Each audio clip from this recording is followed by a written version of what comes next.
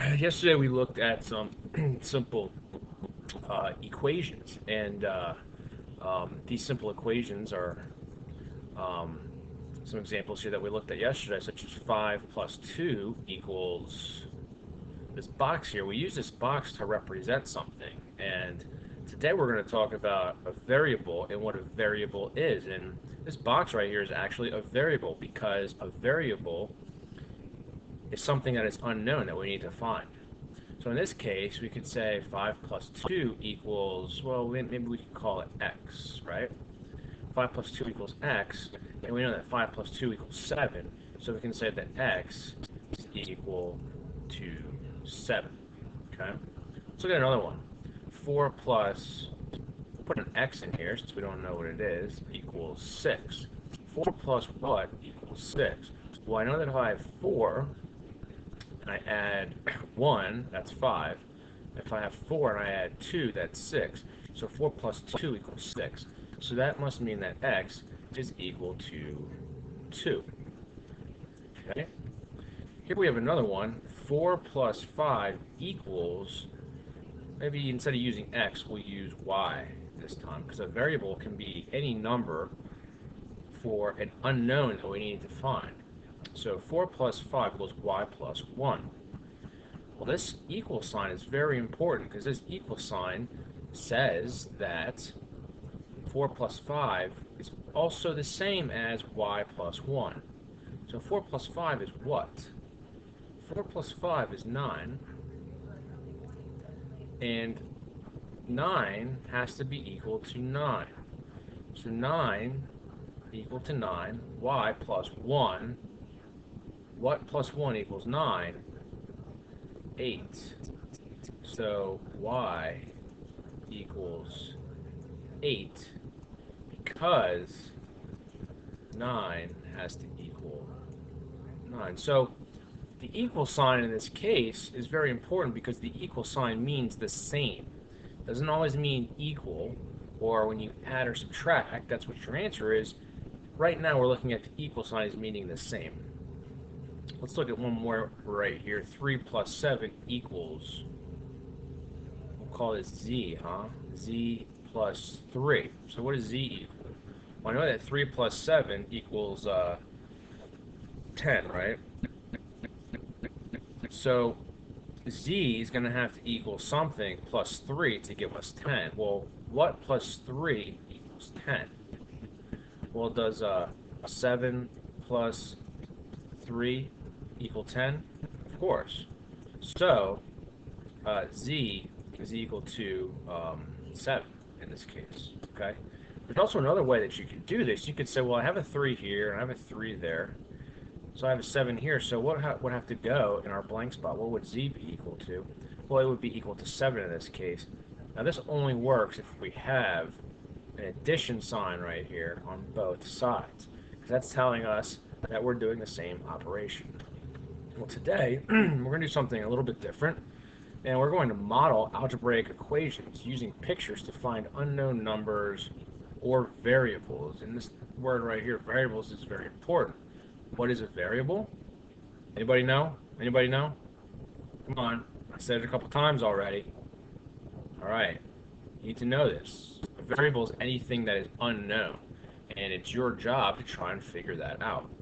So today we're gonna model the equations using pictures to find unknown numbers or variables. So let's go up here, and I'm going to show you this this game.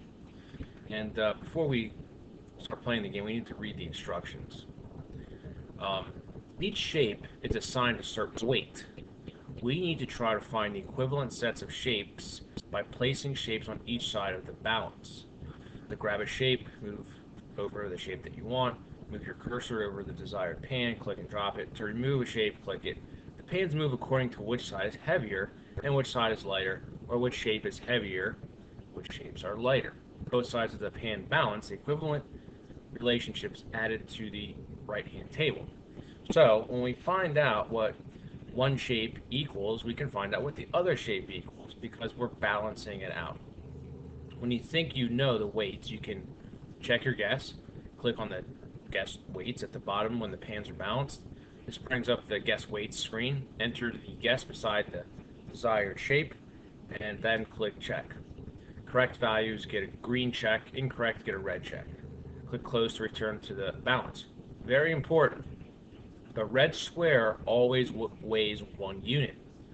All shapes always have a positive whole number weight. Okay? So let's take a look. I know that the red square is always 1 unit, so we're going to start with that. If I know that this is 1, it's this. Well, obviously, this is more than 1. So let's put another red square, and I find that it balances, and this is what I want. This is what I want. I know that I have 1, 2 here. So, how much is one of these? If you said 2, you might be right. Let's guess our check. We know that this is always 1, right? So, we said that this is going to be 2. That's our guess. Let's check. That's correct. Now, we haven't guessed for these yet, so we'll move to those and see if we can figure those out. Let's reset our balance.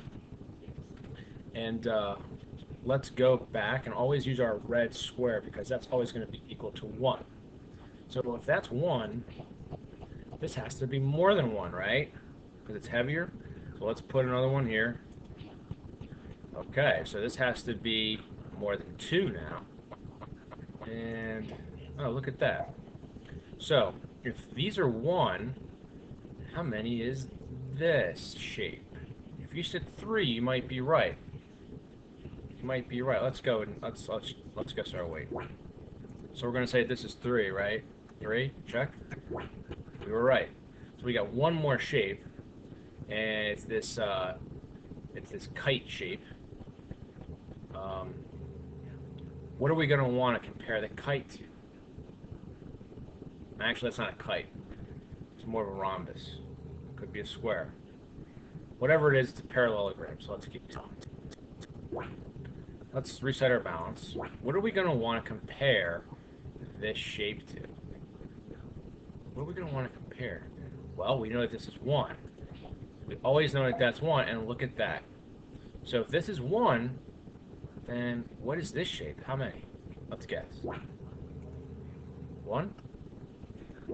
And look at that. We guessed all the weights correctly. So there are 2, 3, 4, 5, there's 6 sets here, and each set gets a little harder. So as you try to find what each shape is equal to, always start with this shape right here. Always start with the square, because that is what you know. That is always equal to 1. If you know that, then you can figure out these right here. Okay? All right. Good luck to you, and we'll pick this up tomorrow. We'll talk about more algebraic equations.